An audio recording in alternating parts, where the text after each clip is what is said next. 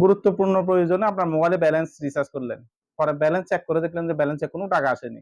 আপনি টাকা রিচার্জ করলেন একটা দরকারি কাজে, একজনকে ফোন করবেন, দরকারি একটা ইম্পোর্টেন্ট কথা বলবেন। কিন্তু দেখা গেল যে আপনার টাকাটা রিচার্জ করার পরপরই কেটে নিয়ে গেল। যে আপনার যে সার্ভিসটি অন ছিল আপনি হয়তো জানেনও না। এবং আপনার এই সার্ভিসটি অন থাকার কারণে যে আপনার প্রায় সময় যে আপনার টাকা কেটে নিয়ে যাচ্ছে সেটিও আপনি জানেন না।